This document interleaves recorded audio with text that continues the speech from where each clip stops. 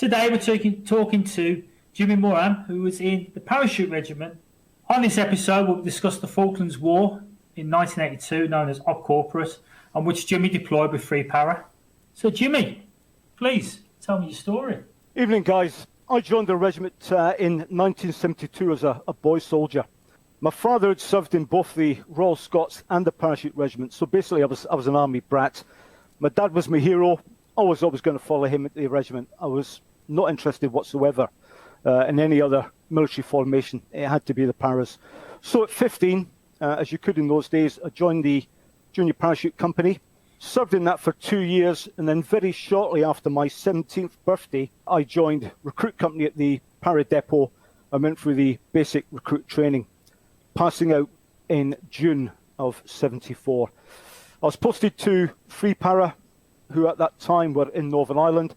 I was too young to deploy, so I stayed on Rear Party until their return some weeks later. On their arrival, I joined A Company of Free Para and spent the bulk of my army service with the 3rd Battalion.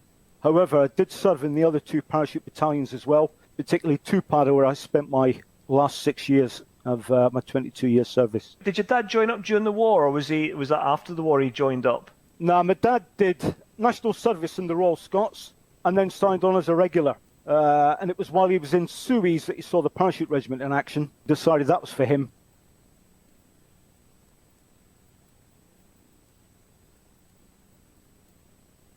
And he then did P Company and transferred. And again, he joined Free Para himself. Was he a 22-year career man like yourself? Yes, he was. Yeah, he did the full 22 as well. A lot of pressure on you during training there then, mate, and P Company with your dad hanging over you like that. I tell you what, it was a nightmare. I wouldn't wish it upon my worst enemy. But when I was a recruit instructor later on in life, I did feel for the lads who I took through the depot, whose fathers were in the regiment. I knew the strains and the stresses that they were under, trying to follow in their dad's footsteps. It's not easy. Coming up to a brief outline of the Para Battalion, all that? Yes, a brief outline of the composition or the order of battle of a parachute battalion. This will assist us later on when we start talking about the Falklands. It will give people a better understanding of who is what out on the ground. Very simply, there's 3 rifle companies in a parachute battalion. In Free Para, very simply, there are A, B, and C Company. They are the mailed fist of the Parachute Regiment. These are the guys that turn up and basically close with the enemy and kill them. Everybody else in the battalion is there to support those 3 units arriving on the target. So 3 rifle companies. You then have a patrol company. This is where we start differing now from a normal infantry or BAT. Our patrol companies were started in the early 60s during the Borneo campaign.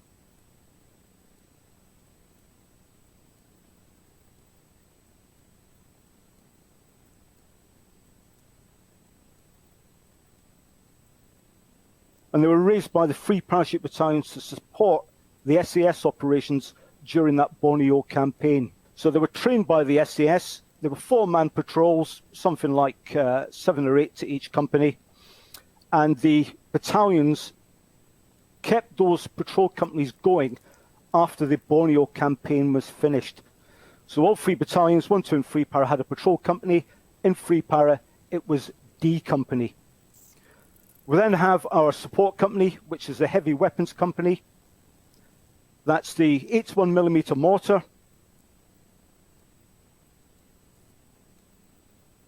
the general purpose machine gun in the sustained fire role, and the anti-tank platoon. At that time, we had 2 weapon systems, the Milan anti-tank guided missile and the 120mm Wombat anti-tank gun. Milan was new, and we were just starting to train guys on it when the war happened.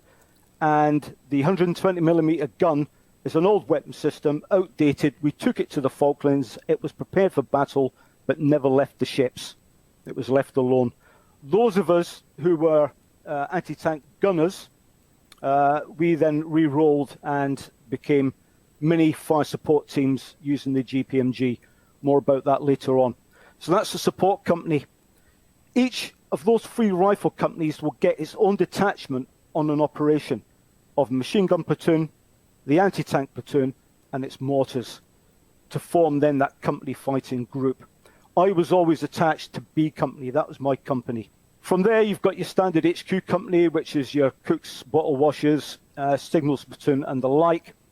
Our snipers within the battalion were dispersed through the patrol company call signs. Again, more about them later on. So that simply is the composition of a battalion. That is how we deployed to the Falklands, and given a few small minor shakedowns to fit the operation, that is how we deployed out on the ground when we landed in May 1982 on East Falkland.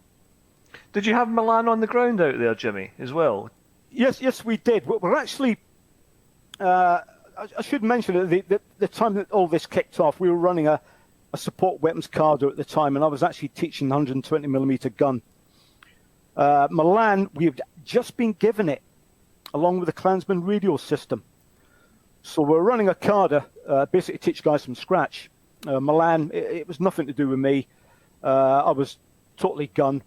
But yeah, we deployed it on the ground during the campaign, and again, I'll discuss that when we go into the battle for Mount Longdon. It's a good bit of kit, and it remained a good bit of kit during its surface. We never used it really in the anti-tank role in Para-Reg. We always used it for destroying bunkers and stuff like that. Great bit of kit. So what roles then, Jimmy, did you sort of fulfill during your period with the battalion? You will always start off in a rifle company. That's where you're going to cut your teeth. And you're expected to spend at least 3 years in a rifle company learning the basics, basically being a parachute soldier. It's hard and fast. Almost on joining Free Para, the Turks attacked and invaded Cyprus, and we were immediately put on standby to go over there. Obviously, deployed to the sovereign bases to prevent the Turks having incursions upon our sovereign territory.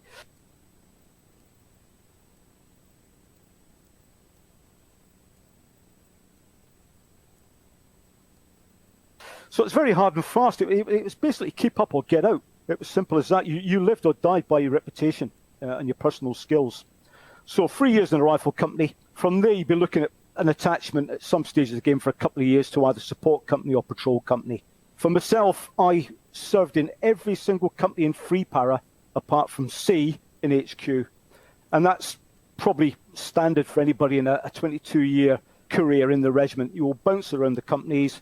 You will move on promotion, you move on skill change, but ultimately it's all about those three rifle companies. I loved rifle company work. That and patrolling, they were my babies, and that's all I wanted to do. I enjoyed the anti-tank side of it, but I was always, it was rifle company for me. I was very lucky. I had a standard career, if you like. I was a section commander in a rifle company, deck commander in support company, platoon sergeant in a rifle company, platoon commander in a support company. I was very lucky to get that. As a colour sergeant there was at the time. Obviously, it's usually captains that command platoons as a support company. But I commanded one of the platoons there for a year and a half as a colour sergeant, and that was great. 2 Para, I did the same sort of jobs. Finished up as a WO2, and again, I was a platoon commander in 2 Para when I hung up the boots. A couple of attachments away from the battalion. First one being at the depot. I trained recruits for 2 years, just after the Falklands. And of course, from September 89 to, I think, September 91, I was with the Special OP Troop in 5 Regiment, and obviously 473 batteries. It became halfway through my tour with 5 Reg. So all in all, a pretty full career. I died with my boots on, which is exactly what I wanted to do. I spent all my life trying to avoid being a CQMS. To a degree, I achieved it. I couldn't quite escape it in the end. 2 Para got me. But luckily, I was promoted to warrant officer quite quickly in 2 Para, and I had my own platoon, and that was just fantastic. And what operational tours did you do during your time, Jim? Right, okay, Op Banner, 1970s. It was all about Op Banner. You're either in there, just back, or you were training to go. So Op Banner, obviously corporate with Free Para in the Falklands. Granby with 473 battery. And then Telic 1, I was daft enough to join a bloody TA airborne unit when I got out. I never knew that. Yeah, there you go, yeah. So I found myself moving from Algeria to Kuwait in support of 1 and 3 para as a civvy. Did you get mobilised, or did you volunteer to go? I was mobilised. There was no way I was volunteering. I actually came back on leave from Algeria. The wife said, "Oh, there's a big brown envelope just arrived." I knew exactly what it was. Yeah. And about a week later, I was at Chilwell, getting the old fighting gear back on. I bet that was a shock to the system, man. Yep. Next minute on the start line in Kuwait, waiting to go back over the border into Iraq again. What was your role on Telic 1 then, Jimmy? I joined 144 Parachute Medical Squadron, Okay. which was the reserve squadron of 23 PFA Parachute Field Ambulance, our regular paramedical squadron. So we deployed with them basically, or 16 Air Assault Close Medical Support Regiment as it became then. And basically I was in support of 1 and 3 para throughout the entire operation. Okay, so we'll move on to the meat of the matter now, and we'll cover a bit about the history of the invasion of the Falklands first, because I think for people of my age and Kev's age, we joined just after the Falklands, and it's hard to emphasise how much the Falklands influenced us and the army at the time as soldiers. So for guys like yourself, Jimmy, if you told us you were in the Falklands, it was one of those, bloody hell, somebody who went through that. All these guys were held up in very high esteem. So I just want to cover a few facts about the Falklands War, just to prepare the audience who might not be as aware of it. Even though it's worthy of a podcast on its own, I think just this will help set the scene. So it came amidst the backdrop of national decline and large military cuts, and indeed the Falklands War saved elements of the Royal Marines and elements of the army from being binned because they proved their use in the Falklands. The conflict lasted 10 weeks and began on the 2nd of April when Argentina invaded and occupied the Falkland Islands. And this was followed shortly after by the invasion of South Georgia the next day. An interesting point to note is that war was never declared, and that's why it's often referred to as the Falklands conflict. Shortly after the invasion, the British government dispatched a naval task force to engage the Argentine Navy and Air Force before making an amphibious assault on the islands. And this was an amazing feat involving the requisitioning of ships such as the line of the QA2 and North Sea ferries, a huge feat of logistics. And it is taking the mickey a little bit, but often it's that saying that professionals talk about logistics, amateurs talk tactics, but it's a huge feat of logistics. And if you go on YouTube, there's a whole host of little documentaries there about how they achieved this. Another thing that's quite unique with the Falklands now is that it's closer to World War II then than we are closer to the Falklands now. And all 3 service chiefs have served in World War II. And it's probable that a number of the CSMs in the battalion at the time were trained and maybe served with World War II veterans in the early stages of their careers. Like World War II, it was fought on air, land and sea, with losses across the complete battle space. And unlike Afghanistan and Iraq, the belligerents were easily identified and civilians were few and far between. So it was very much like a World War II conflict. Probably fair to say that the Falklands will never take place again today for a wide variety of reasons, including political will and risk aversion, and we probably don't have the capability, to be honest. I think it's probably worth just outlining. Jimmy talked earlier on about the makeup of a para-battalion. I just want to outline quickly the broad outline of the task force of the army that was sent down there. So it consisted of 2 brigades, 3 commando brigade, which were 40, 42 and 45 commando, and they were backfilled by 2 and 3 para. There was support and artillery from 2-9 Commando Regiment Royal Artillery, which was 7-8, 7-9 and 148 Battery, who did the naval gunfire observation. And there was also 2-9 Battery from 4th Field Regiment Royal Artillery. There was integral air defence from the Royal Marines, and obviously the usual attached arms, Royal Engineers, etc. 3 Commando Brigade was followed on by 5 Infantry Brigade, which consisted of 1st Battalion Gurkha Rifles, 1 Welsh Guards and 2 Scots Guards, and support and artillery from 2-9 Battery 4th Field Regiment RA and other supporting elements from 12 Air Defence Regiment Royal Artillery. The opposition then, the Argentinian side, consisted of over 10,000 soldiers and airmen and sailors. The army was a mixture of professional soldiers and conscripts. Now, military doctrine normally dictates that an attacking force should be in the ratio of 3-1, i.e. 3 attackers to every 1 defender. So in these terms, the task force was outnumbered, and though part of the Argentinian land component was conscripted, they were just as well equipped as the UK, and in some cases had better clothing and boots. They also had more powerful artillery. They had 155mm guns, 50 caliber machine guns, better night vision devices, and of course time to prepare defensive positions. I think it's fair to say as well, because there's been some controversy about people could always mention that the Argentines were conscripts, but the majority of forces around the world that anyone fights are conscripts, and some of them do bloody well. So I think sometimes they underestimate that. They downplay their skill set, but actually most of the people are going to fight. Very few armies are just small professional armies. I think they underestimate the capability of a conscript sometimes.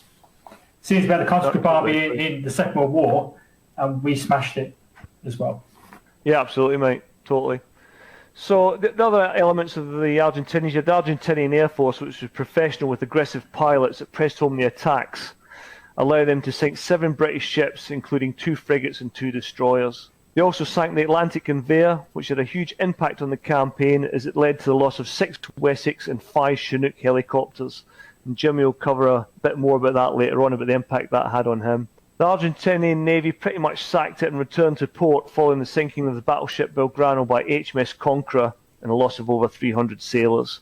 And that was quite important for the campaign as well, because that reduced the time the Argentinian Air Force could spend over the islands. So the conflict lasted 74 days and ended with an Argentinian surrender on the 14th of June, returning the British islands to the UK's control. And in total, 649 Argentine military personnel died, and there was 255 British military deaths. And sadly, 3 Falkland Islanders were also killed. So the end state was that Argentina's military dictatorship government was severely discredited and civilian rule was restored to Argentina in 1983. And in the UK, Prime Minister Margaret Thatcher converted widespread patriotic support into a landslide victory for the Conservative Party in the parliamentary election of 1983 as well. So, Jimmy, what was your role in the battalion at the time? And was your battalion on spearhead or any other standby at the time? Because you mentioned you were away on a Carter. We were stationed in Tidworth, just outside Salisbury Plain training area. At that time, we were conducting a support weapons Carter. So we had new guys basically from the rifle companies who wanted to transfer into the anti-tanks mortars or the machine guns. And we were about halfway through those Carders when the word of the invasion came through. We continued to train the guys on the Carders. The rest of the battalion basically just got themselves geared up, ready to deploy down to the docks and sail. More about that in a minute. We were the spearhead battalion for the army at that time, and we were also the lead parachute battalion group. As today, there's always 1 para battalion on notice to move all the time. 2 para were our reserve battalion for a parachute follow-up, and they were on 5 days notice to move. So basically, both 3 and 2 para were ready to rock right from the word go. And do you think, we've all seen in the army where people have been at notice to move, and sometimes it's a bit of a bluff, but do you feel, Jimmy, that at that time that the training you guys had carried out and being on that 5 days notice to move, you were genuinely ready to go at that time? 100%. But being an airborne formation, this is our bread and butter. It is being operationally ready to deploy at very, very short notice. And we've done that over the years and still continue to do so. We're equipped and trained to do that. Unfortunately, unlike 5 Brigade, who weren't, and it was to their cost later on when they were actually arrived on the island. We were up for it. We were ready.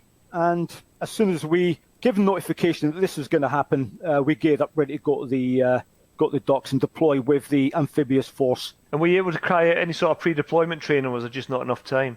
No, there wasn't any time. We'd been very lucky in that the year before we'd carried out as a battalion some really, really intense live firing exercises up to company level with support arms. So we were very, very well exercised. Just no time to do any further training. And to be honest, I don't think it was required.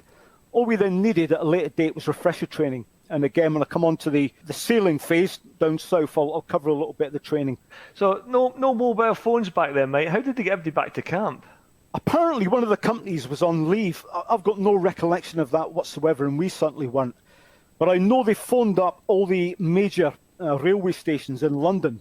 And they put up a notice basically saying, if you're free para, get yourself back to Tidworth now. And guys who were deploying on leave got word, and to a man, they all came back quite quickly. All worried they're going to be left out, no doubt. Pre-mobile days. So you just started talking about the journey south. So give us an idea about the journey south. What sort of training you did going down, and what type of briefings did you receive? Right, okay. Quick order of events. The invasion was on the 2nd of April. The carrier group departed on the 5th. Absolutely outstanding getting that together and deploying in that kind of timeline. We sailed on the Canberra on the 9th of April. Again, damn good effort by the Royal Navy and the Merchant Marine in getting that vessel turned from being basically a cruise liner into what became an assault ship. So we sailed on the 9th. There was us and 2 commando units, if I remember rightly, on board the vessel, so it's quite packed, and supporting arms as well. We're building 2 helicopter decks, one forward and one rear, and that construction stayed in place until at least Ascension. So basically this ship was getting worked on for the whole time we were going down south, at least as far as Ascension. For ourselves, scant information at that stage on Argentinian forces, whether it be Army, Navy, Air Force. And I think somebody just grabbed a copy of the Jane's volume for that year and perused the pages which had Argentina's forces in it. So very, very little information at all until we got some back briefs from the Marine unit that had been in place on the island when it was attacked. Those lads were on board the Canberra with us, and certainly some of their senior NCOs and officers were. And we started to get information trickling down from those guys as to what that invasion force at that time consisted of. It was all quite daunting, as you can imagine. We were just basically a light infantry unit, ourselves and the commandos, heading down to basically retake the Falkland Islands, free the people, and we're going to be fighting a country which had a very viable navy, an excellent air force, and a half-decent army.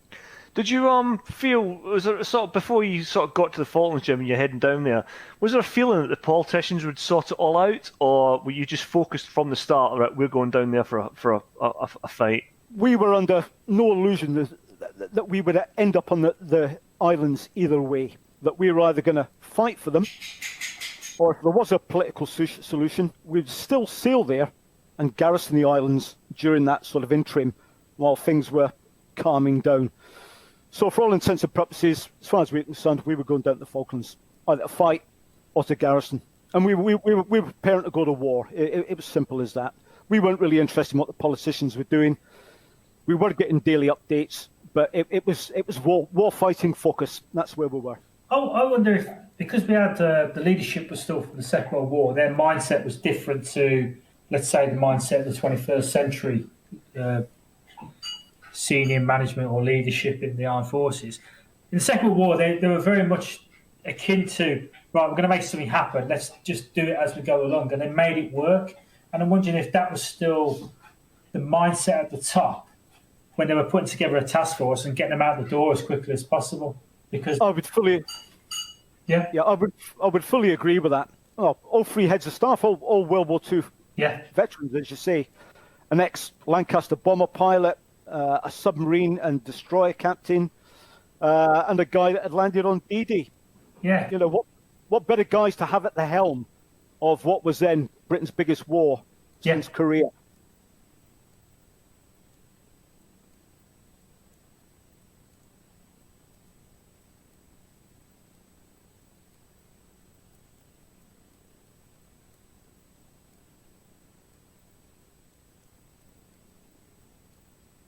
Yeah.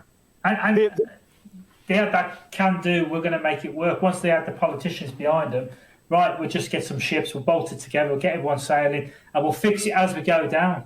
It feels like today we'd be a bit slower, and we'd have to put other things in place and other equipment. It would take a lot longer to roll out the door, I think.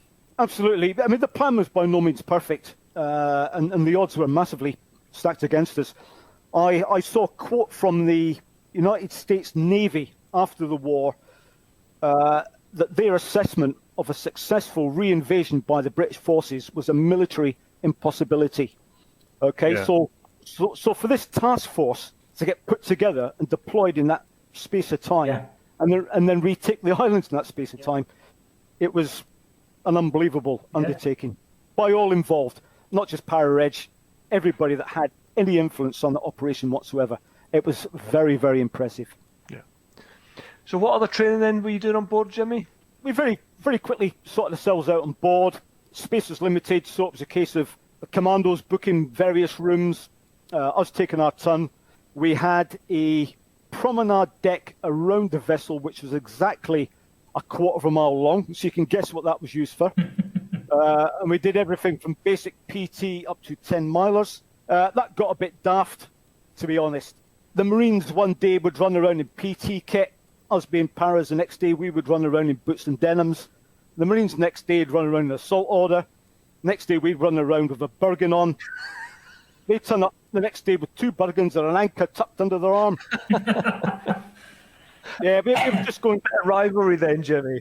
Absolutely, absolutely. But it was great fun. I mean, for all the rivalry, there was absolutely no issues, between any of the units on board. And it was a simple case of everybody just trying to outdo everybody else.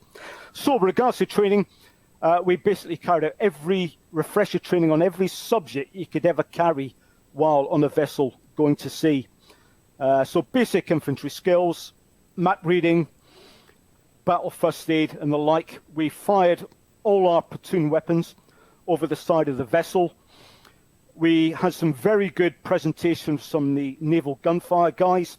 One of the stars of the presentation actually was a young naval radio operator by the name of Larry, who I was to bump into some years later on when handed over the role of chief instructor at 473 Battery. So yes, we trained and we trained and we trained.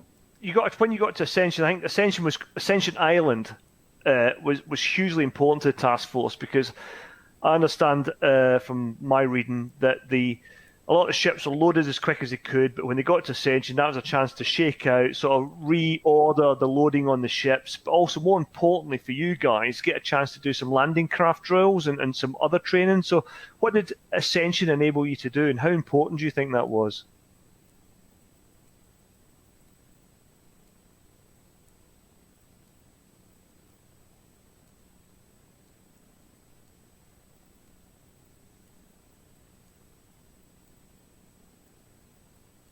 On the actual operation, it was invaluable. That was, in essence, our logistics echelon.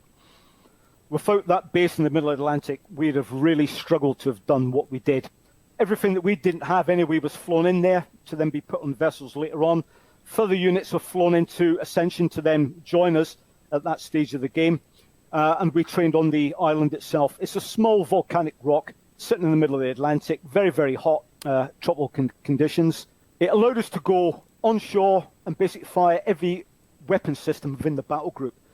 So that was everything from the SLR up to our mortars and 120mm guns and our Milan anti-tank. I don't believe any of the artillery units went ashore, and certainly our rifle companies carried out some good tactical 10-milers as well while they were on there.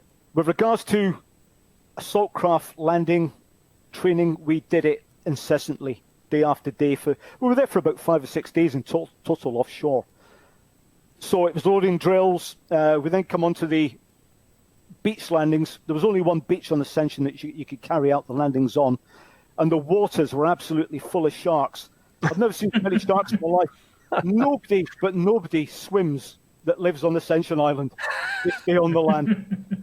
And you can imagine at night time the guys were sneaking half their supper up their jumpers up onto the deck, and then hoying, bits of meat and all sorts over the side of the ship to watch the sharks devour it.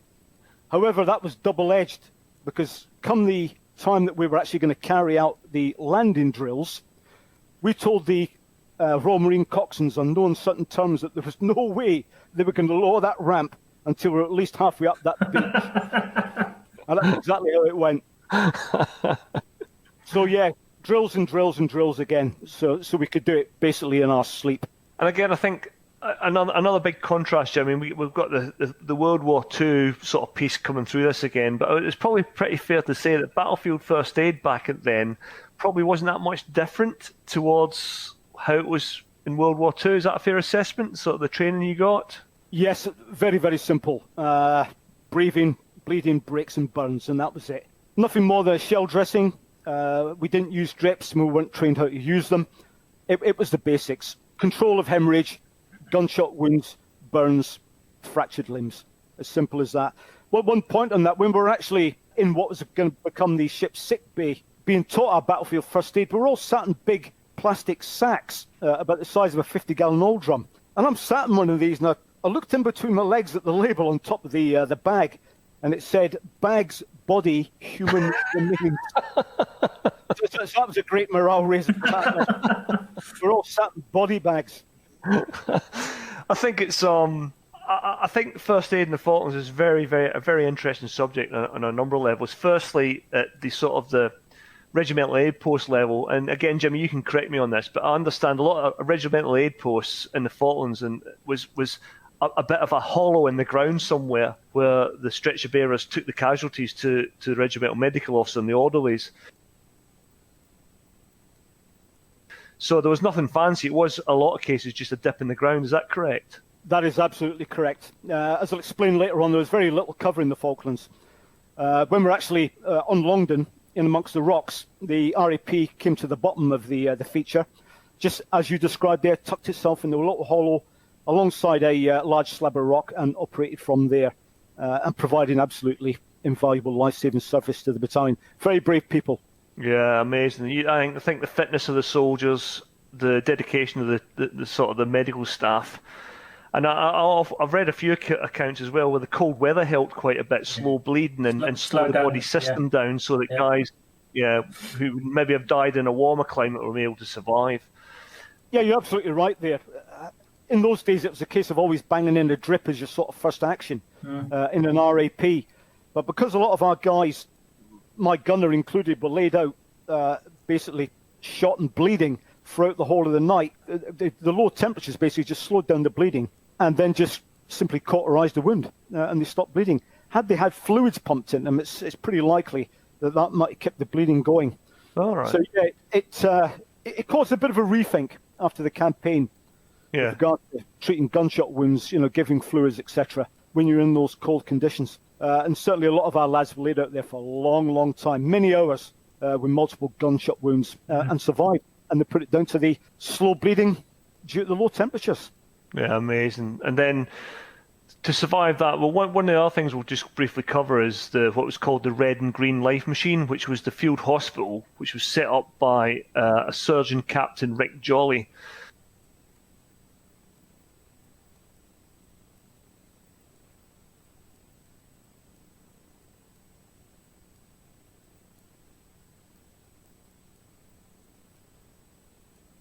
He was responsible for 3 sort of field hospitals out there, but the Red and Green Life Machine was probably the best known.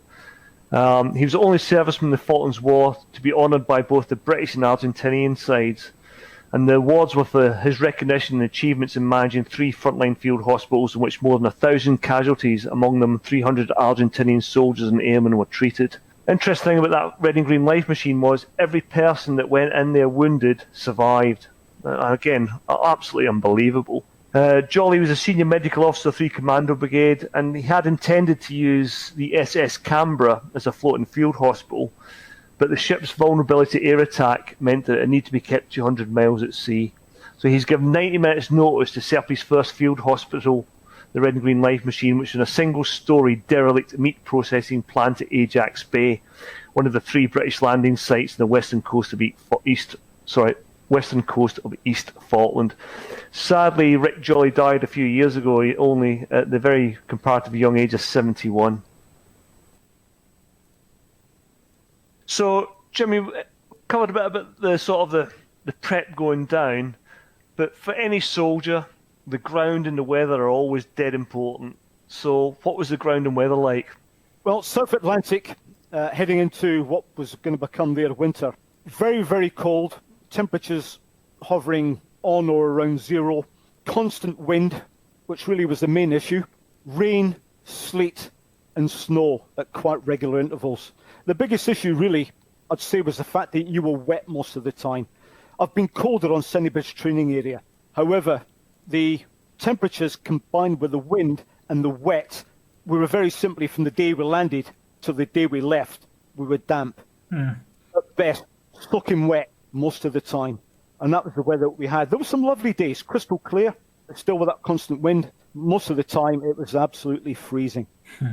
And you talked about Sennybridge there, Jimmy, and would you say, I mean, I've seen the pictures, but I wouldn't want to make a presumption, but it does seem very similar to Sennybridge without the forestry blocks. Is that a fair assessment? In a nutshell, yes. Sennybridge, take away all the trees, all the major bushes, and you've got the Falklands. Rolling moorland, peat bogs, no trees whatsoever.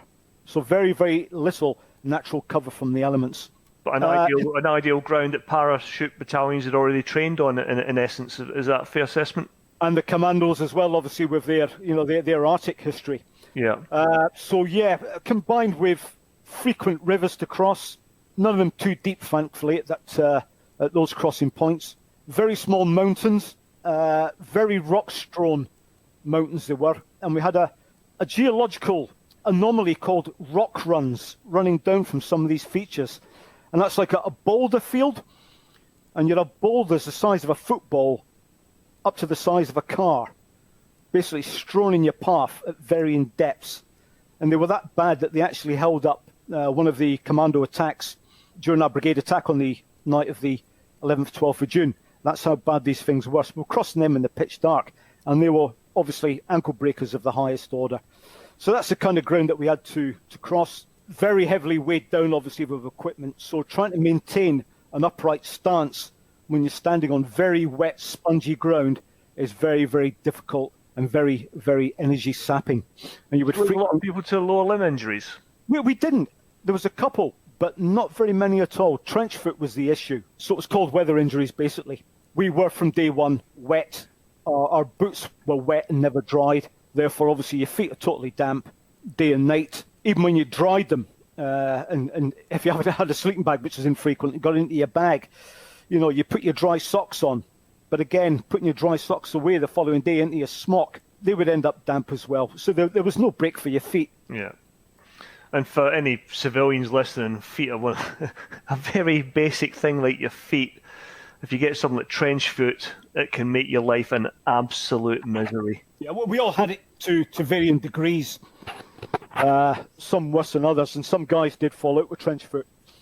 It's one of those things that it does get bad. It's very, very painful, but you've just got to hack it. It's as simple as that. And most guys did. Looking at, Colin mentioned it about the equipment that the Argentinian forces had and the All Bats for the British. Looking at the kit, what we get today in the 21st century, the soldiers in Afghan and Iraq, it's got some tremendous kit. What was the kit like for that campaign? You can talk about the commandos and the parachute regiment being light infantry, and probably had some of the best kit that the Green Army could possibly have. Tell me something about the kit. I'll tell you what, I wish that statement was true. That's you shot down, Kev. You had smocks. Yeah, we did. The only thing that really was different to what anybody else in the British Army was issued was our parachute helmet,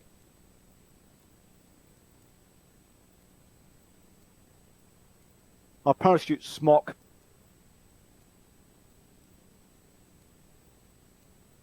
and our SAS paraburgans.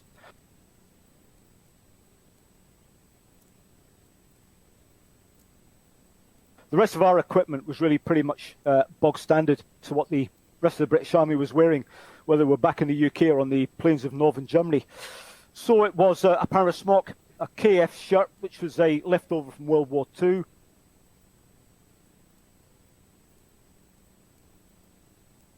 a heavy-duty woolen jumper, an Arctic string vest, would you believe, that we were issued? Did you wear one, Jim? All the time. Yep. We also got issued Arctic long johns. We wore the standard denims.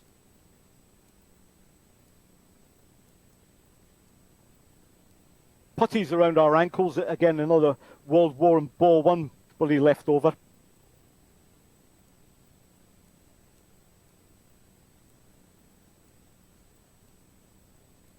and the infamous DMS boot on our feet. Could you just describe the DMS boot, Jimmy? Because I think if there's any civilians listening or people a good bit younger than us, might just describe why the DMS boot contributed so much to the trench foot problem. Right, the DMS boot was a very short ankle boot. It was not waterproof in any shape or form, and once it got wet, it stayed wet. So it provided very little ankle support and very little waterproofing, which obviously in an environment like the South Atlantic was vital. As a result of that, as I said earlier, the feet stayed wet. Other than that, it was a great boot. I'd worn it in the jungle and worn it in the desert, fine. But for these Arctic conditions, in a wet, boggy environment, they were the death knell to a lot of guys' feet. I think across the task force, there was something like 150 guys fell out with lower limb injuries, with cold weather injuries relating to the footwear. So that was our basic equipment. On the way down Ascension, we received the Arctic Warfare jackets and trousers from the resident Arctic Warfare Battalion back in the UK. I think they gave us every bit of knackered kit that they had. Because these much lauded Arctic Warfare smocks, when you held them up to the light, you can actually see the sky through them. Yeah. They were that thin and that worn, and the trousers were exactly the same. So the guys wore a mixture, really, of the temperate climate UK stuff, standard denims, parasmock, or a mix of windproof jacket, windproof trousers. And I think it's probably fair to say, Jimmy, back in '82, I mean, the army's very well equipped nowadays, but even your civvy outdoor gear nowadays is a mega. But there was nothing much you could have privately purchased back then anyway, I don't think. The fleece jackets didn't really exist things like that. There was a much private purchase of kit? No, not at all. Those days, Gore-Tex was a German porn mag. Totally unheard of. Waterproofs were of like a plastic composite material. It's like wearing a packet of crisps. Yeah. So not only was it noisy, it also retained any body heat. So if you didn't get wet with the rain, you got wet with the sweat. So we very, very rarely used them as well. So yeah, we didn't get a chance really to go down to town and buy anything Gucci. I think I bought a pair of gloves, and that was it. And that was as good as it got. There was no down jackets, no Gore-Tex jackets, nothing like that. So no, very little private. But again, you could have worn what you wanted, to be honest. Some guys did wear Barbie jackets and the like. If you had it and it was relatively military, you put it on and nobody was concerned whatsoever. But on the whole, we were wearing stuff that you would wear in Salisbury Plain or the northern plains of Germany. Yeah. And infantry weapons, the small arms that you took, and optics, what sort of general kit did you have for that? Again, standard issue at the time with a little bit of difference due to our role. Each infantry section, and you would have three platoons in a company and 3 sections in each platoon. They would have a GPMG. Everybody else would be armed with an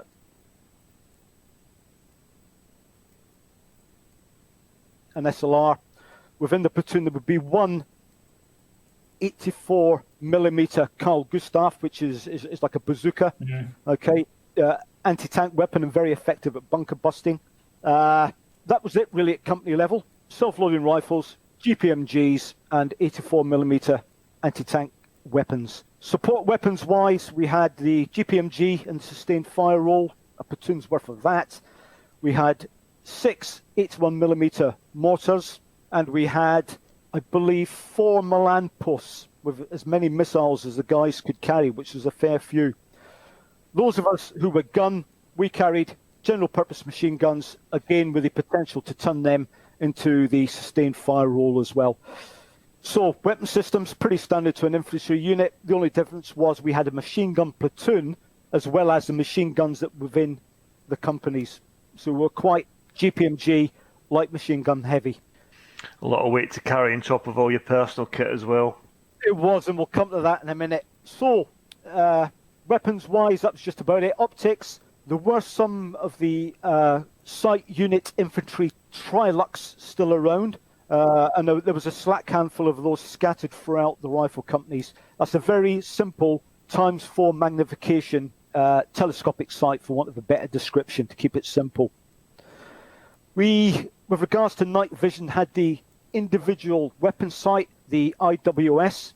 It was a first generation night vision optic, and it was almost as large and as heavy as the SLR. And it wasn't very effective in poor light conditions. Unfortunately, when we eventually attacked Longdon, we attacked in poor visibility conditions, and the IWSs didn't perform too fantastic.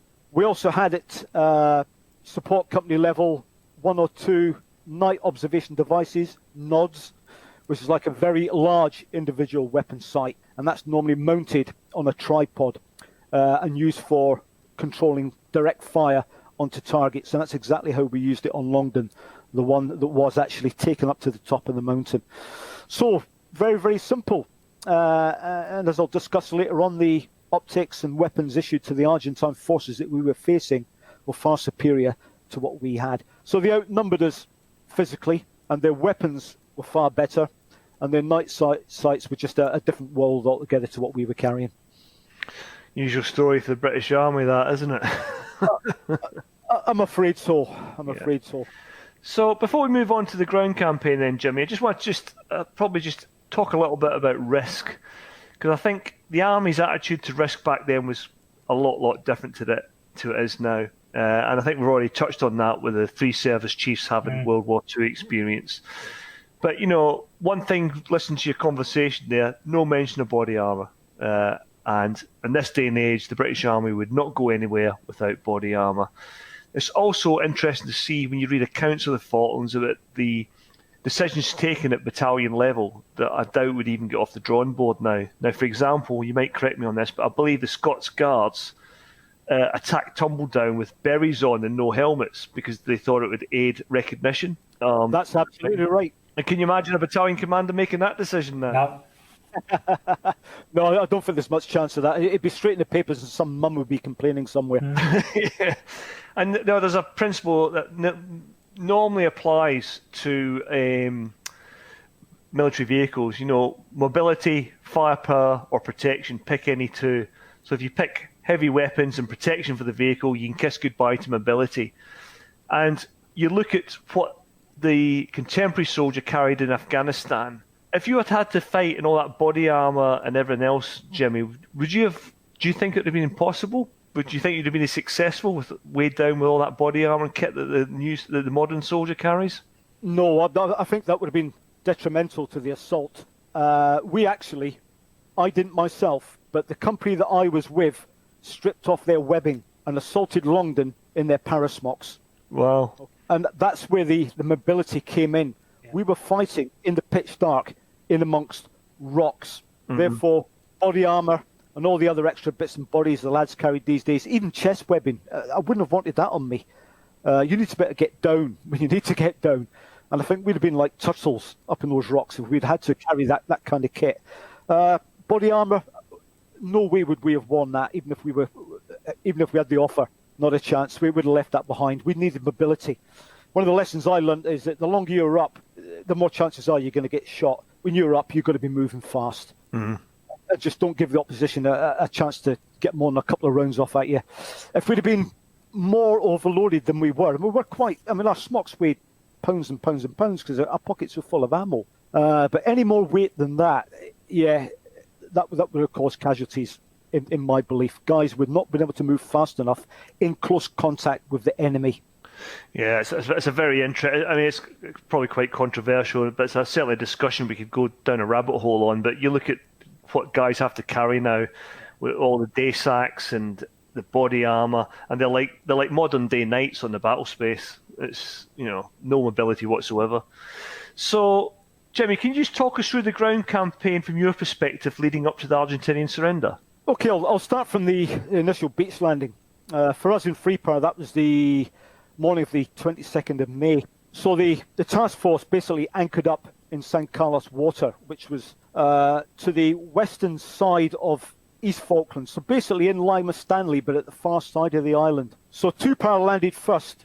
The whole landing was supposed to be in the dark.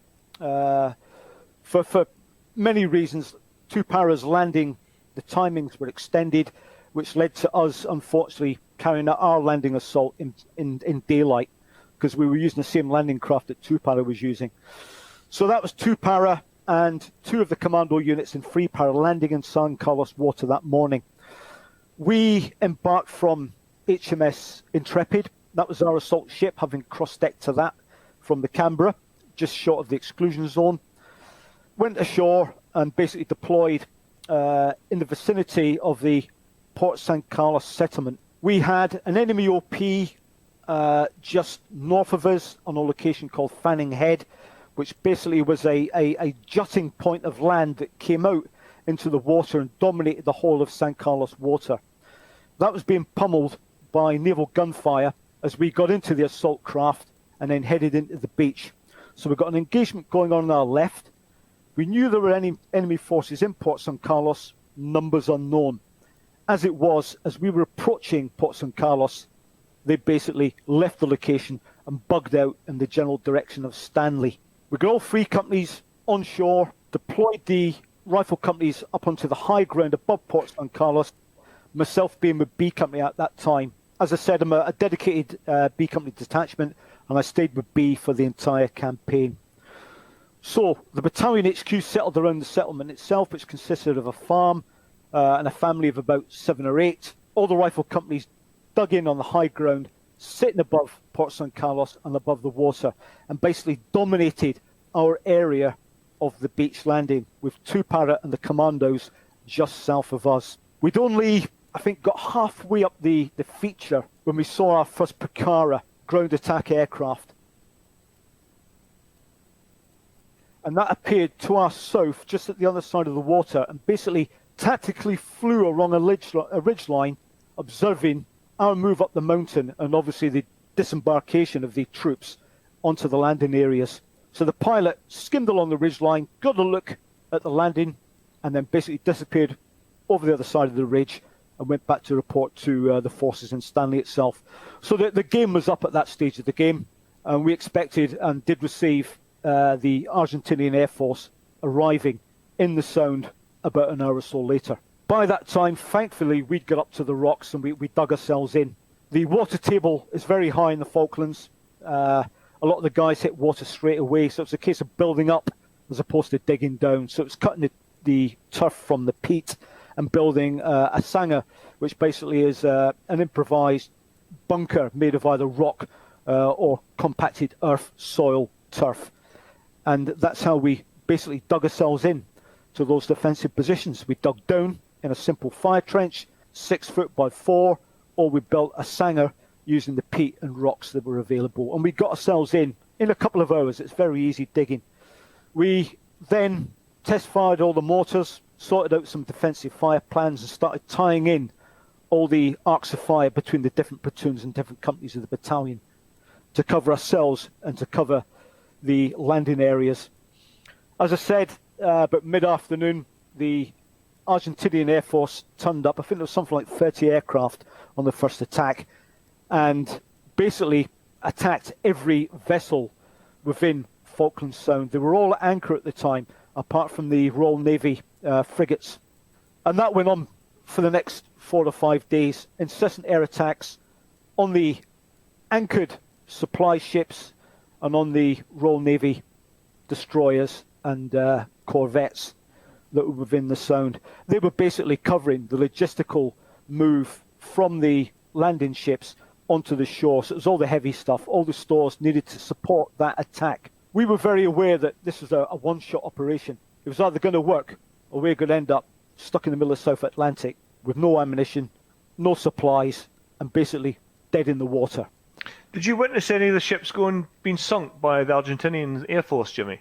Yeah, unfortunately we had a grand view of the whole of the water.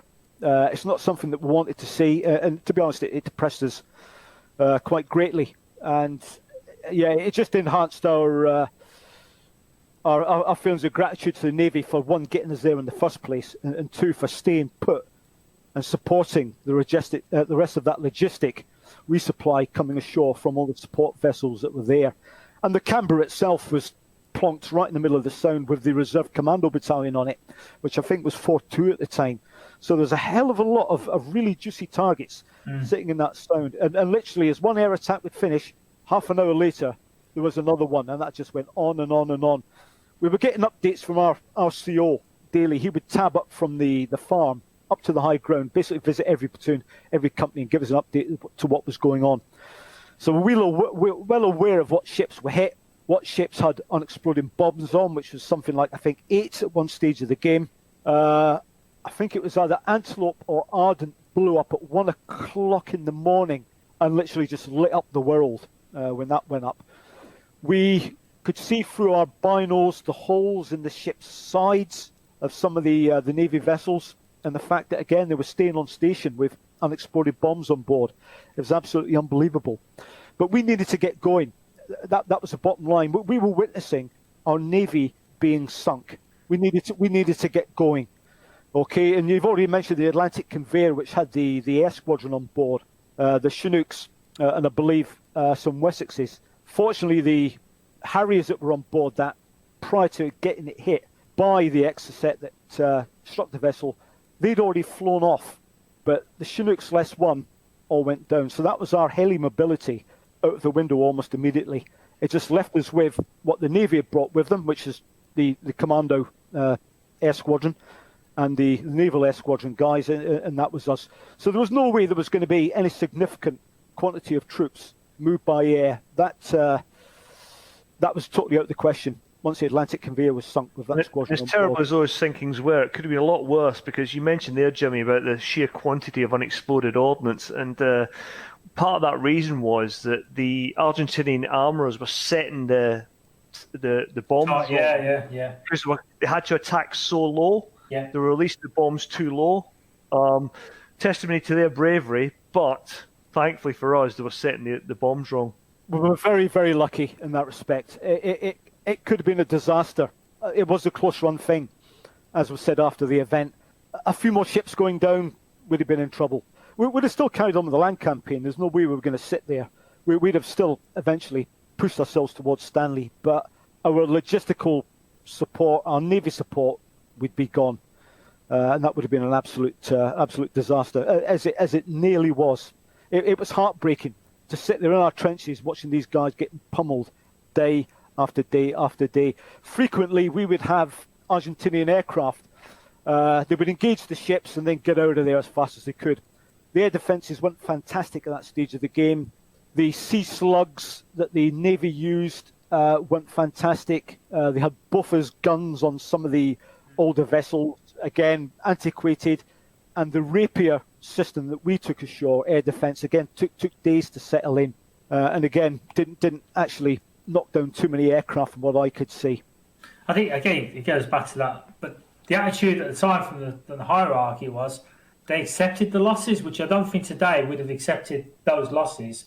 Would have then sued for peace and looked for a political outcome instead of carrying on with the campaign, because the attitude from the senior ranks would have been, during the Second World War, they'd lost ships under them, they'd flown in, like you say, bombing raids over Germany, so every time a bombing raid went out, so many aircraft would not come back and cruise. And so there was a definite acceptance of loss again versus the success of the campaign. I think today, and Colin's already said this, I don't think we have the same attitude politically or at the senior military ends, because we don't have that experience anymore or that exposure.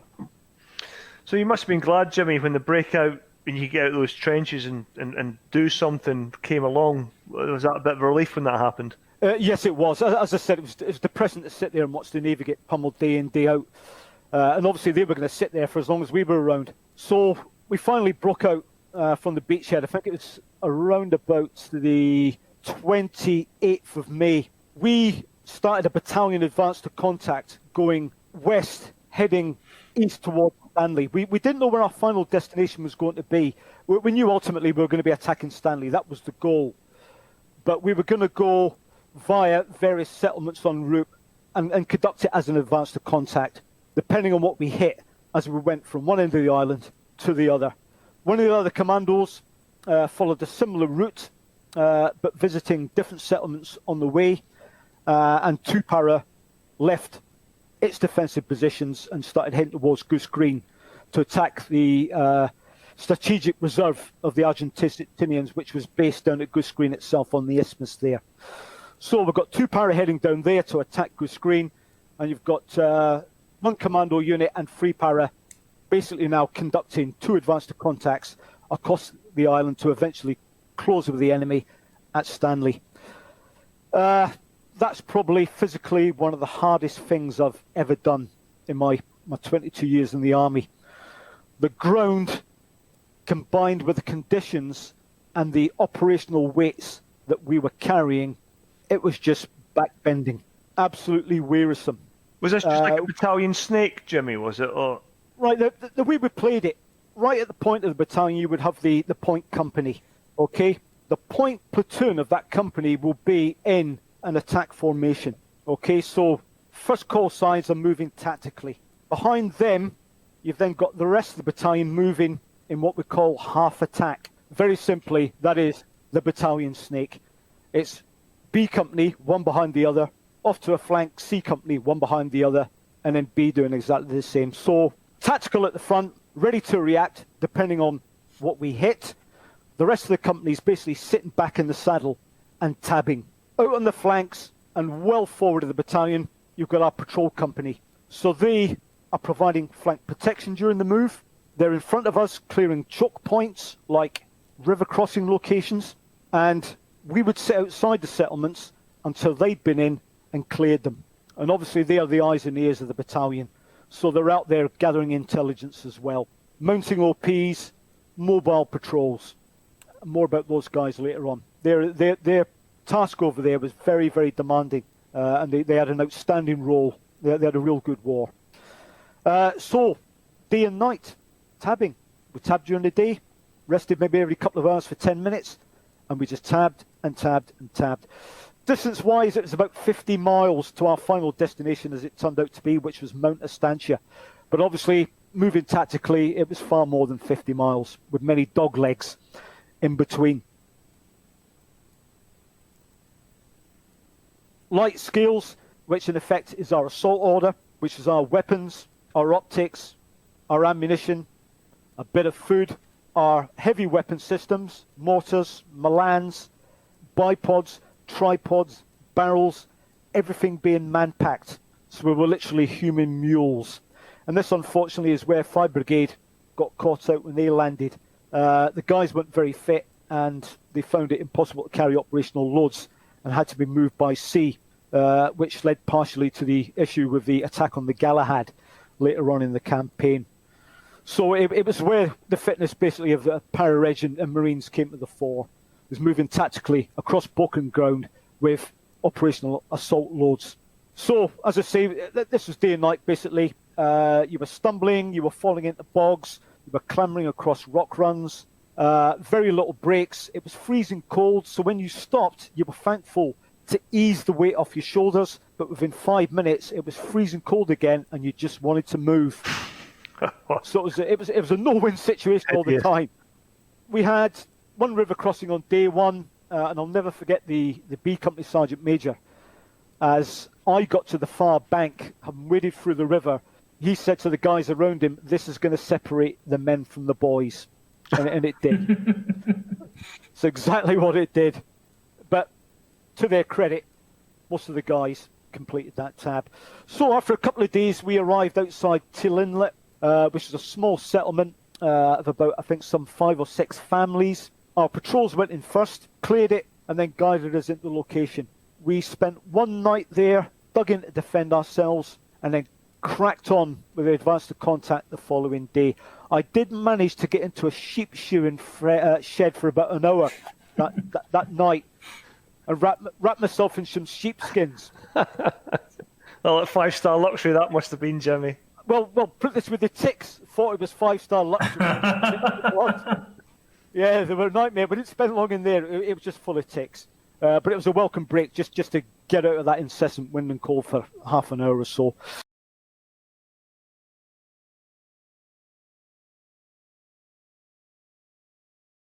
So back on the march again a repetition, day and night tabbing. We then finally arrived outside the settlement of Estancia House, which was a farm on the shoreline, some maybe 8 or 9 miles away from Stanley. We at this stage had totally outstripped the rest of the brigade. We were on our own. So our colonel was basically told to stop All right, we'd outstrip the guns, we'd outstrip the ammo, and we'd outstrip the resupply. Bearing in mind all this time, we hadn't had our Bergens either. So, there was no sleeping bags to sleep in or anything like that. We were just living out in the open. How many days?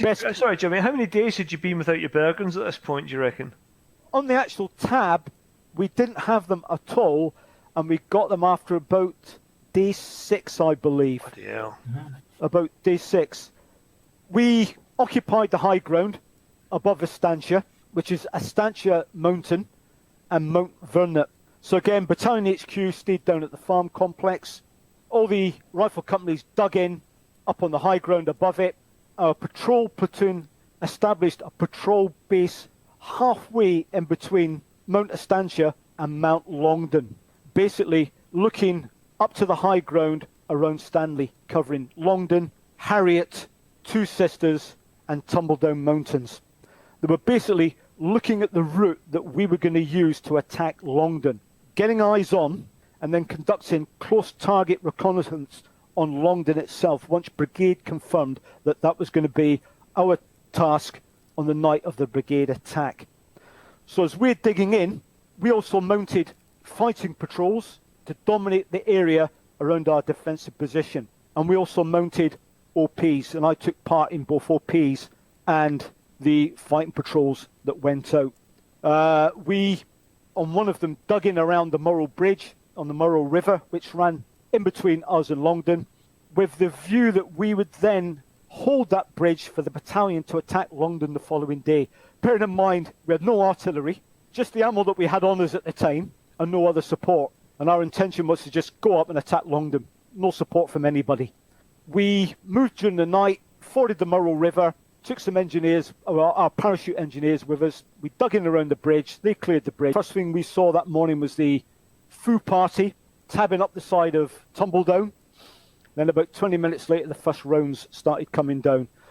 We were basically registered, both forward sections and the rear section and platoon HQ, with mortar, and then the 155s came in and 50 cals from Tumbledown. As far as we were concerned, that position was untenable at that stage of the game. Told the platoon commander so, and left.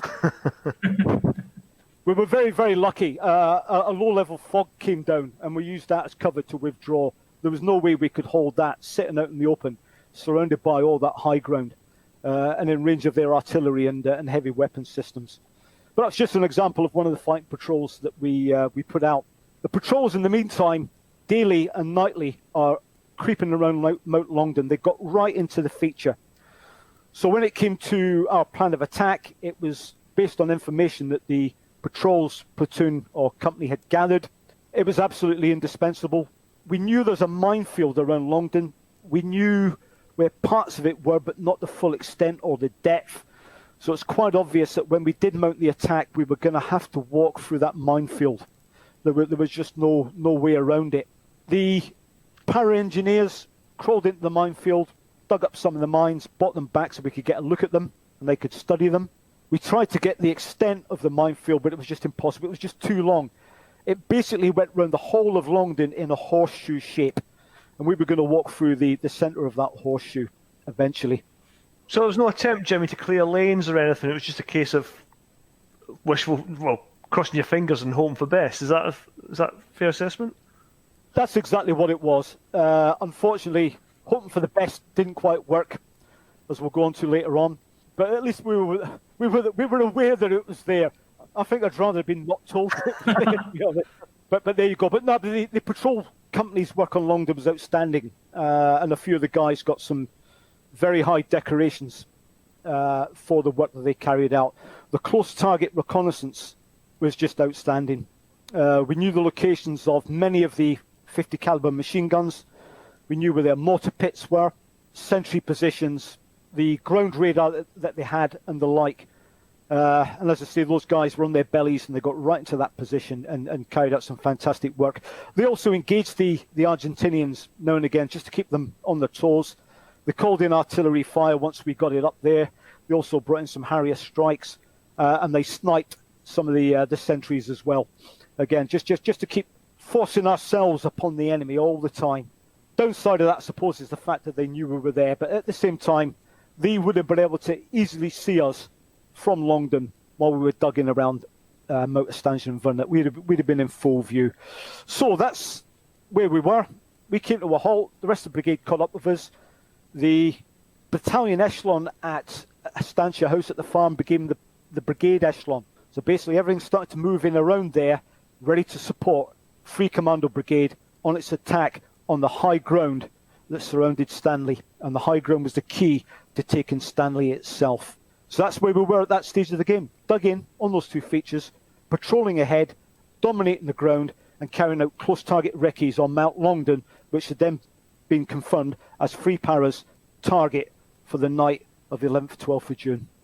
And that, did you feel then that, I mean, the way you've just described that operation, that's pretty much the bread and butter of your battalion, played heavily into the skills set available, would you say as well, Jimmy? Yeah, 100%. This is what we get paid for. So it was our ballpark, and it couldn't really be any better for regards to what a parachute or indeed a commando battalion does. So what was the next stage then? Okay, brigade planning based on our patrolling and the various commando units, CTRs and fighting patrols. From there, they then put a plan together to attack those mountain features that were the gateway to the entry into Stanley. And it was going to be a brigade attack with one parachute battalion, which was Free Para attacking Longdon, and the two other commando battalions attacking Two Sisters and Mount Harriet. The worst of past supposed to be two noisy attacks, which is the two commando ones, and ours was going to be silent. And again, the CO had decided that given the British infantry standard of training and night fighting capability, in that we were used to fighting at night, we were going to attack Longdon with no prior artillery or naval bombardment preparation. We were going to get as near as we could to the position, or indeed onto it, before it went kinetic. So we had the guns on standby, but they were on call, and Free Para went in silent. The two Marine battalions were going to go in about half an hour behind us and attack their two locations and go noisy right from the word go. Who's right, who's wrong, I don't know, but I would have preferred to have gone noisy. I would have liked that location to be prepped, because going in silent was double-edged and eventually worked against us to a degree. And again, I'll discuss why later on. So we were given our orders from the colonel down to company level, and then that briefing obviously cascaded down to those of us in the platoons within the companies. Our platoon, 6th platoon, we're going to attack the very top of Mount Longdon. And the best way of describing Longdon, we were looking at it side on from our position, and it looked to me like a lion laid down with its legs out in front of it. So we were going to go up the slopes of Longdon, the legs, as a platoon. We are then going to assault the head of the lion, the top of Longdon, on that end. We're then going to run down the neck, onto the back, down to the back end, and run along the tail, basically rolling Longdon up from one point all the way through to the final end of it. And if we could and we were capable, we were going to roll up Wireless Ridge as well. As it turned out, that wasn't possible. So that's 6th platoon. We were going to attack the head of the lion. The two other rifle platoons of B Company were going to attack along the flank of the lion. So we'd be at the top, fighting along the top. The other two platoons were fighting along the flank of the mountain itself. A Company were kept just short of the mountain, ready to support B Company in its attack or to exploit any breakthrough. C Company was held off to a flank in reserve. Those two companies were also engaged from where they were during the attack as well, prior to arriving on the mountain, but again, more about that later on. Very simply, the whole battalion was engaged at some stage of the game by enemy fire. So, for us as a platoon, we were going to be led on the objective by a guy from Patrol Company, and obviously it was one of the lads who had carried out the close target reconnaissance on our particular section of the mountain. We knew that they had bunkered positions throughout the entire mountain itself. It was very steep, but only a couple of 100 feet high, strewn with very, very large rock runs. And this is like a wall of rock. If you think of the back of a dinosaur, the scales on the back of a dinosaur, that's what they were like. They were 2-story in height, and they basically ran from the bottom of the mountain up to the top. And there'd be something like a 20-meter gap between each rock run. So very simply, there was no room for manoeuvre. You were trapped on your left by a rock run, trapped on your right by a rock run, and you could only advance straight up what was in reality a killing zone for the enemy. Ideal defending ground, really, isn't it? It was very, very well defended.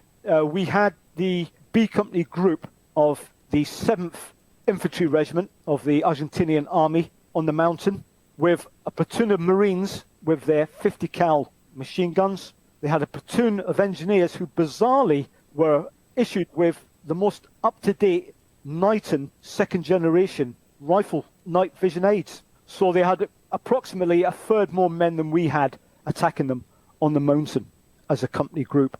Very well sighted bunkers made out of rocks from the feature itself, which they camouflaged and merged in with the existing topography of the mountain. So even in daylight, they were very, very hard to see. They were at the base of the rocks, they were up the rocks, and they were on top of the rocks. They were absolutely everywhere. Their killing areas were well defined, their sustained fire weapons, firing on fixed lines, brilliant killing areas, and their platoons and sections were all tightly knit together in mutual support. And that is what we faced to attack. We had no room for manoeuvre due to the ground, so at any one time, we were never going to get more than a company on that feature. There was just no room to manoeuvre to flank left or right, given the ground that we were given. So we were going to go in silent, led by our guides.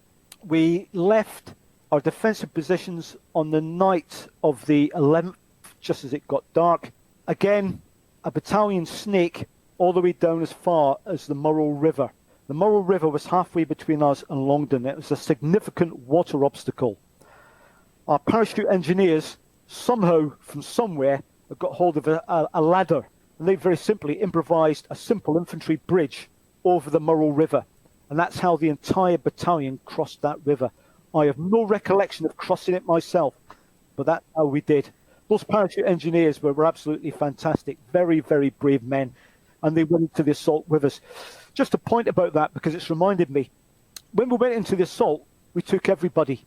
Rifle companies, cooks, bottle washers, pay corps, everybody got taken into the assault. The mailed fist were the rifle companies. Support company formed fire bases to fire in the attack and support the assaulting companies. The cooks, bottle washers, pay corps, they carried as much ammunition as they could get on their backs, ammunition in, and they carried casualties out. So the whole battalion went into the assault, whether you were paratrained or not, we took everybody. Those ACC cooks and the pay corps guys that pulled those casualties off the mountain under fire were as brave as hell. And every guy in the battalion admired those guys for the work that they carried out, up and beyond their normal trade. They were absolutely fantastic. Brave to a man. More about that later on. Jimmy, sorry, can I just ask you a quick question? So, looking at after you'd had your orders, and obviously you could see during the daylight what you were going to attack. Did you ever thinking, oh my God, this is an impossible task, or were you confident that this was within your capabilities? At no time did we think that we couldn't carry this off. I mean, there was nothing gung-ho about it. We were all quietly aware of what 2-Power had achieved down at Goose Green. The CO had given us all the casualty list. We'd had friends killed down at Goose Green. We knew this was for real. Plus, obviously, we were in a war-fighting zone from basically the exclusion zone onwards. Ships were being sunk. We were being attacked as well by aircraft while we were being dug in. So we're very aware all the time that, you know, this is real. Guys were going to get killed. But at the same time, we were confident that we were going to carry out our part in this attack. And that brigade attack was going to be successful. And we would carry out our part in it to the whole. So it's a mindset, isn't it? It's the whole brigade must have had that mindset then. You know, you're just going to go forward. Absolutely. I mean, at the end of the day, it's not big-headed to say they had the right troops in Free Commando Brigade to make that campaign work. Without doubt, we were the best soldiers available in the British Army and the Navy at that time. It was us. And we were going to achieve it, regardless of the casualties. The mission came first, and it was going to happen. So we set out that evening. My call sign had changed its composition a wee bit. We'd had a mix around of the various weapon systems in relation to our platoon's mission. I was given two 84 teams with the 84mm cal good stuff, and we were going to be bunker busting, basically. That was going to be our role. I lost my machine gun team to one of the sections with the proviso that I'd get them back after the initial assault. I never did because my gunner was hit anyway. I had the Bravo mortar fire controller because we were the point platoon, so he was going to stick with the platoon commander and call down fire as and when required from our mortars. And I also took up the company medic. So that was my call sign. So we were integral to B Company, integral to 6th Platoon, and 6th Platoon's mission was to take the top half of the mountain. So we crossed the Murrell Bridge. It was a very cold night, intermittent moonlight, but mainly low cloud. It had snowed, so very crisp, clear, quiet night. All you could hear really was the crunch of our feet of a battalion advancing to the attack. We were aware that somewhere on our right were the two commando battalions, also on the move as well. One of them unfortunately hit one of the rock runs that I described earlier on, and it slowed them right down. I think they lost something like 45 minutes to an hour putting their attack in, just getting their guys across that rock run. So we found ourselves having crossed the Murrell Bridge, which in reality was our start line. That's the last safe moment. So we were now in full assault mode, approaching towards Longdon. The first indication that we were observed by somebody on the mountain was one allume round being fired by the Argentinians. I think we'd been picked up by their ground locating radar, and they'd put up one allume. It sounded to me when it was flying through the air like it was tumbling, so I don't think it was functioning correctly. But we all very slowly got down to the ground as it was still gaining altitude, and then eventually it didn't do its job and it just impacted on the ground and then functioned. So all they've now got off to a flank is what would have been, I assume, a parachute flare, which is now just burning away merrily and not being any bother to us whatsoever. But that was an indication they might have had an idea that we were out there. Bearing in mind our patrols had been bugging them every night of the week, so they might have just put it up for the sheer hell of it and the off chance of catching out one of our patrols. We then closed towards the base of Longdon, and unfortunately we were in the minefield, and the start of the whole battle was one of the section commanders in B Company stepping on one of the mines and losing his lower leg. That obviously woke up the Argentinians, and then straight away they engaged the two platoons who were going to assault the lower flanks of Longdon. As it was in that minefield, I think eventually we had something like 3 guys lost their lower limbs in that minefield. They believe that the extreme cold temperatures lent to some of the mechanical devices of the mines freezing and not activating when pressure was applied. So I think we were quite lucky in just those few numbers. So there we were, we're in the middle of the minefield. We've got a contact going, and we've now got to get ourselves to the base of this mountain and start our assault. Our platoon SOP was to leave our webbing at the base of Longdon and assault in our parasmocks, okay, having bombed up every pocket we possessed with ammunition, spare magazines, grenades, whatever we had at the time. I personally didn't leave my fighting order off. It's the one thing I just never do, and it's just nothing that any soldier ever does is separate himself from his kit. But that was their choice. They wanted to be light and running free in the rocks, and that's what they did. I kept mine on me. So we were led up the slope by our particular guide. Amazingly, we passed the lower bunkers with no sign of any occupation.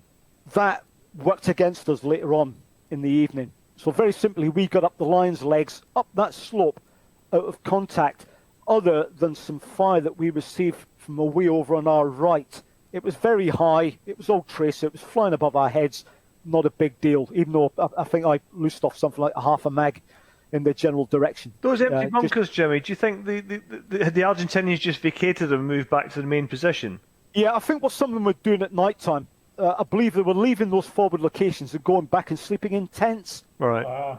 Because we found some tents up there. However, that wasn't the case in all of them. And people did emerge later to then engage us from bunkers that we had bypassed. And again, I'll go into a wee bit more detail about that in a minute. So very simply, we 6th Platoon got to the top, almost out of contact, because most of the firefight was going on below us and to our left with the 2 other flanking platoons of B Company. However, that all changed the minute we literally went over the top on reaching the top, and we were then right in the middle of a platoon location, right in the middle of the company location. So we were then getting engaged 360. Some guys were on top of positions, some were in front of them, some had bypassed them.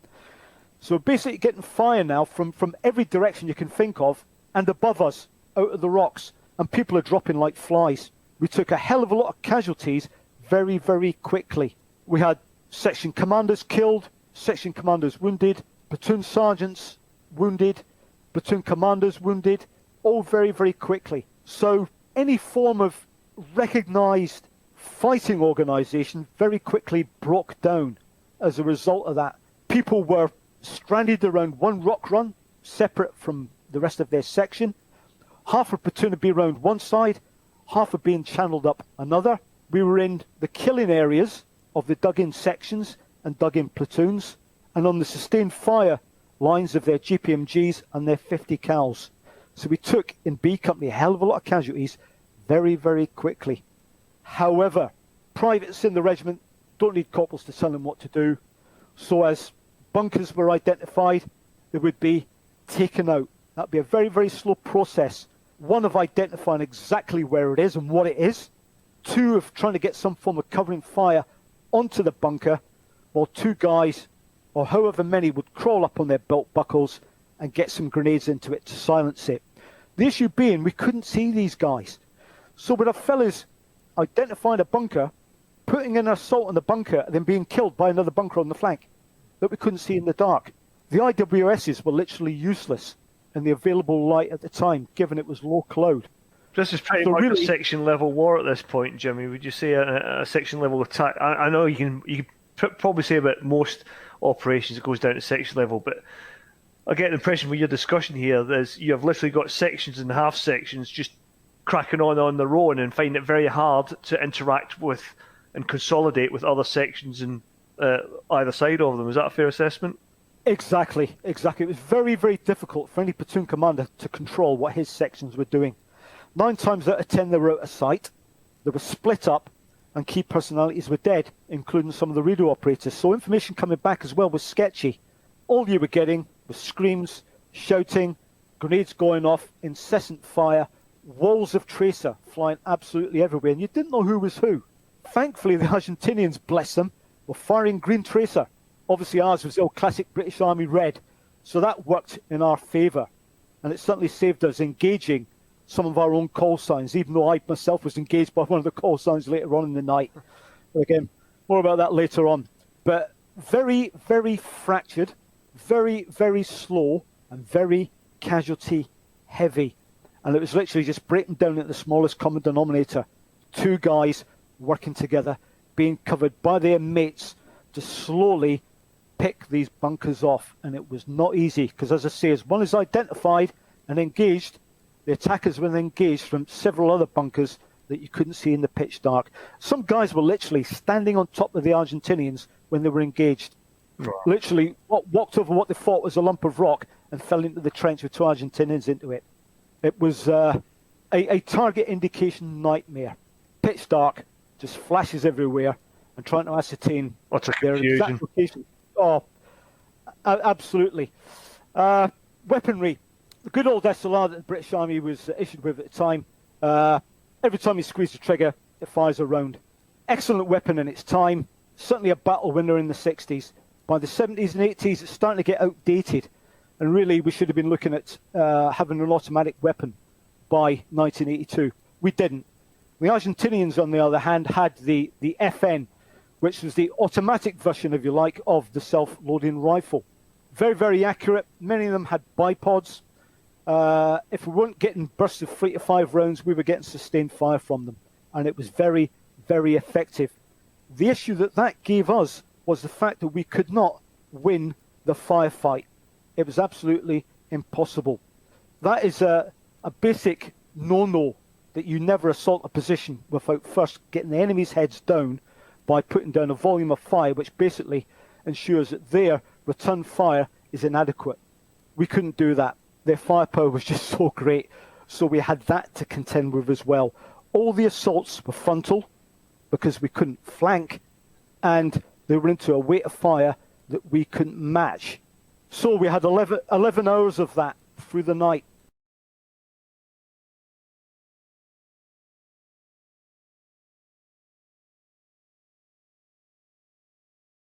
.11 hours.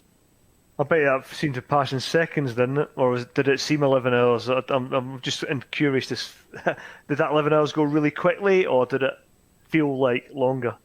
It felt to me something like 6, but we arrived in the dark, and it finished basically in about the first hour of first light the following morning. It was 11 hours, and I would say initially, really, it was just a blur, time-wise, an absolute blur with what was going on. My call sign was heavily engaged. We were engaging bunkers that we could identify with the 84mm. Very, very difficult, but engaged them we did. I deployed the medic forward to assist with the casualties. He was killed very shortly afterwards. My gunner was with a section in front of me. He was hit through the throat quite quickly and put out the game. He was one of the guys that unfortunately was laid out on top of the mountain for at least 6-7 hours before we could get forward to them and pull them back. The ground was just littered with dead and wounded paratroopers and dead and wounded Argentinians. For myself, my main issue with the 84 was the fact that we had no night fighting capability, no night sights. One of my number ones, Geordie Lang, was killed very bravely trying to get to some of our wounded out front, and I took over his 84, and it was almost impossible to use the sights to identify a bunker or a target through them. There was just no light gathering capability with the telescopic sight that those weapons had. So I eventually took the telescope off, opened up the open sights, and tried to engage a particular bunker with the open sights. Again, I couldn't get a sight picture that would hold the sight and the bunker. So eventually I just folded the sights along the side of the weapon and aimed the barrel, would you believe, at the bunker. Roughly aligned the barrel with a bunker, and that's how I engaged bunkers through the night. It was rough alignment. What sort of distance was this, Jimmy, you're doing? What sort of engagement distances? Well, one of them was that close that the round didn't arm itself. And I think it gets armed after 15 meters or something like that. That's how close that one was. But I think on the whole, they were around about 30 to 40 meters away. Certainly no further than that, because I could only see them during the flash of grenades going off. Maybe a bit of parallel would give me a target, but it was very, very difficult to engage, and it was just rough alignment. And that was as good as it got with that particular weapon system. I was very lucky later on in the night. I bobbed and weaved back to Platoon HQ, told them the issue we had up front with the guys that were laid out from the call sign that was engaged on the top and were wounded in front of us. And our patrol's guide was there dealing with some of our wounded who were in Platoon HQ. And I grabbed his sniper rifle, which had a IWS on it, zeroed on the cross to 300 meters. So I grabbed that and ran back down to my firing position. And I used that for about an hour or so. Intermittently, again, it wasn't fantastic, but when I got a decent sight picture when the moon was out, it worked quite well. And I used that for quite some time. But that really is as good as it got with regards to engaging from our location. It was identification and assault, as good as you could make it with available firepower and the available bodies that you had at that time. So 6th Platoon had achieved its objective. What we couldn't do was sweep along the lines back to the other end, because very simply we were right in the middle of a defensive position and were fixed in place, for want of a better description. We were fighting what we had around us and couldn't exploit from that point along the spine of the line. Our 2 other platoons below us were in the same state. They were getting into a killing zone, taking casualties, identifying the bunkers, taking them out, moving on into another killing zone, taking casualties, identifying the bunkers. So basically they were hammering themselves again in these killing zones down below us, and that went on for hours. The B Company engaged on the mountain on their own. We, at some stage through the night, got naval gunfire onto Longdon. We had a naval gunfire party with us from 148 Battery, and again they were invaluable, because once depth positions could be positively identified, we could put fire down on them using the gun on the ship that was sitting on the gun line about 4 or 5 miles offshore, supporting us in the attack. It was also invaluable later on in the night in getting some of our casualties who were stuck forward back to the platoon position, again by putting down a very, very close barrage. There was no safety rules. It was as close as it could get without hitting any of our guys who were stood up. It was simple as that. It was very, very accurate indeed. The naval gunfire officer, Willie McCracken, was right up with the point platoon, directing fire as and when required for as long as the gun on that ship was dedicated to us. Bear in mind, obviously, off to our flank, there's another 2 mountains getting attacked as well. We also had 2-9 Commando Royal Artillery in support. I think we had a battery, and again, they were used through the night as and when, mainly on the depth positions that we couldn't engage ourselves with any great degree of accuracy. So slowly but surely, we started building up around 6 platoons position. In reality, we became the fire base for the rest of the battalion action on Longdon. So the machine gun platoon was pulled up in the night. The Milan section of the anti-tank platoon was pulled up, and they started engaging with Milan. We also had a nod brought up, and that controlled the fire of both the Milan and the machine gun platoon. And they were basically starting to dominate the depth positions that we couldn't get at from where we were. This allowed A Company, who were in support of us, heading towards First Light, to then come on our flank and then take what was left of the Longdon feature. And they did most of that in daylight at First Light the following morning, so they had the advantage that they could see where they were going. The downside of that was that they had to move for us to get there, and I know it wasn't a great sight for the A Company lads to see all the B Company casualties scattered around the mountain prior to putting their own assault in. But A Company, a great company, we were very lucky. 3 of our company commanders had all been squadron commanders in the SAS. So we had some great experience within the battalion. And A Company put in an excellent, basically belt buckle attack on all the bunker complexes on that lower half of Mount Longdon, eventually securing the entire feature by about an hour into First Light, and Longdon was then ours. There was still frequent odd shots going off and the odd grenade for the next couple of hours as the odd trench came to life. It would bypassed or been stumbled upon.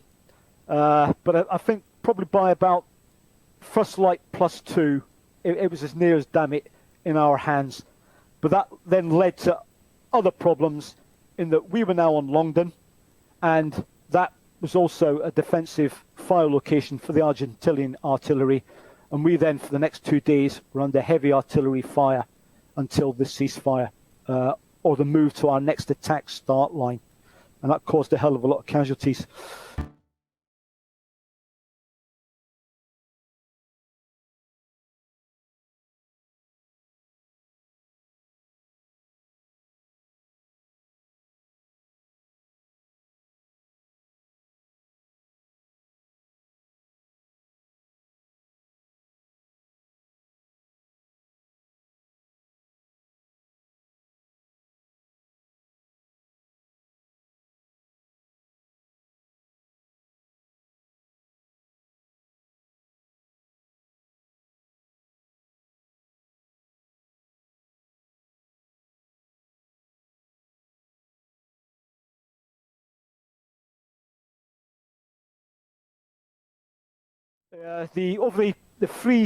Over the 3 days we're on Longdon, we lost 23 guys in total. From artillery fire?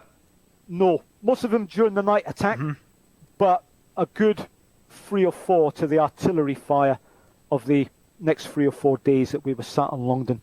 The OPs on Tumbledown, until it was taken by the Scots Guard, had an absolute field day with us. And as we found out after the war, there was also an OP north of Longdon, which had a great view of us sitting there as well.